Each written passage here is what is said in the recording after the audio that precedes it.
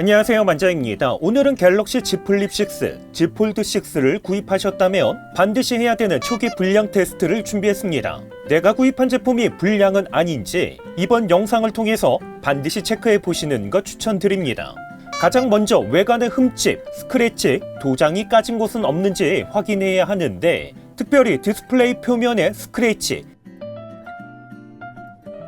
그리고 테두리 부분에 스크래치, 흠집, 도장이 까진 곳은 없는지 자세하게 확인해야 합니다.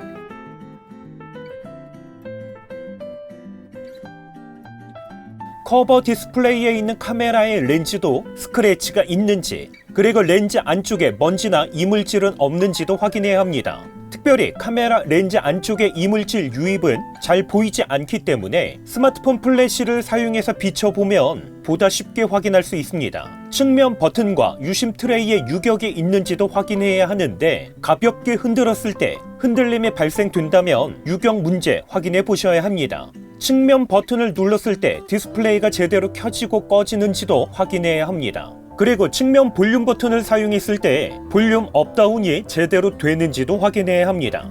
이번에는 디스플레이 불량 테스트인데, 테스트하기 전에 설정에서 디스플레이, 그리고 밝기 최적화, 더 밝게 편안하게 보기, 색상 최적화는 모두 비활성화 하겠습니다. 디스플레이 불량 테스트는 커버 디스플레이와 함께 내부 디스플레이 모두 테스트해야 하는데, 특별히 내부 디스플레이 테스트할 때 반드시 확인해야 되는 5가지의 증상이 있습니다. 가장 먼저 내부 디스플레이 테스트입니다. 불량 화소와 함께 색이 균일한지, 그리고 번개 현상은 없는지 확인해야 합니다. 이렇게 검정색부터 노란색까지 디스플레이 색감이 변경될 때 하얀색 또는 검정색 점이 있다면 불량 화소입니다. 그리고 디스플레이 가운데와 각 모서리 부분까지 색감이 균일한지도 함께 확인을 해야 합니다. 그리고 검은색 화면일 때 불빛이 깜빡이는 번개 현상이 있는지도 함께 확인해야 합니다.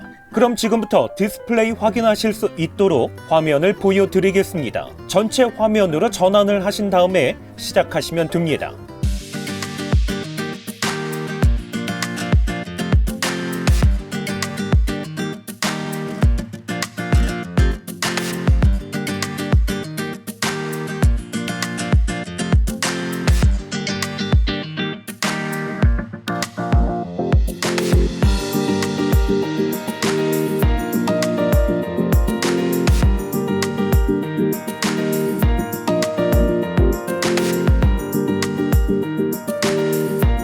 디스플레이 한쪽에 붉은색이 나타나는 벚꽃 현상은 디스플레이 화면 밝기를 최대로 높인 상태에서 하얀색 화면에서 붉은색이나 핑크색이 나타나는 부분이 있는지 확인하면 됩니다.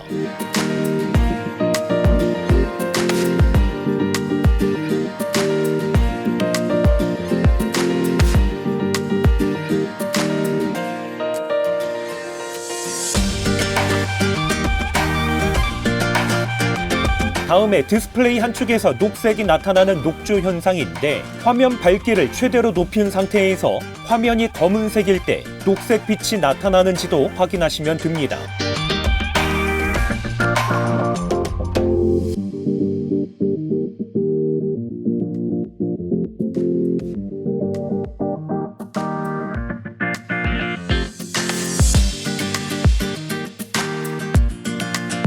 마지막으로 화면 색감이 누렇게 보이는 오줌액정 문제인데, 화면 밝기를 최대로 높인 상태에서 편안하게 화면 보기를 사용하지 않았음에도 누렇게 보인다면 오줌액정 문제 의심해 보셔야 합니다. 디스플레이 터치도 정상적으로 작동하는지 확인해야 하는데, 설정에서 디바이스 케어, 하단에 있는 자가 진단, 그리고 휴대전화 진단을 선택한 다음에 터치 화면을 선택해서 모서리부터 가장자리까지 터치 인식이 모두 잘 되는지 확인해야 합니다. 스마트폰을 접었다가 펼치는 과정을 여러 번 반복했을 때 접히는 양쪽 끝 부분에 필름이 뜨는 현상이 있는지 반드시 확인해야 합니다. 그리고 스마트폰을 접었을 때 커버 디스플레이가 제대로 켜지는지, 펼쳤을 때 내부 디스플레이도 제대로 켜지는지도 확인해야 합니다. 이번에는 커버 디스플레이 불량 화소 체크를 해야 하는데, 내부 디스플레이와 같은 방법으로는 확인할 수 없기 때문에 설정에서 유용한 기능 실험실에서 커버 화면에서 앱 사용을 사용함으로 변경, 위젯으로 유튜브를 등록하신 다음에 선택해서 지금 보시는 영상을 사용하시면 됩니다. 내부 디스플레이와 동일하게 각각의 원색의 화면이 표시됐을 때 검정색 점이 없는지, 그리고 블랙 화면에서는 하얀색 점이 없는지 확인하시면 됩니다. 그럼 지금부터 커버 디스플레이 확인하실 수 있도록 화면을 보여드리겠습니다.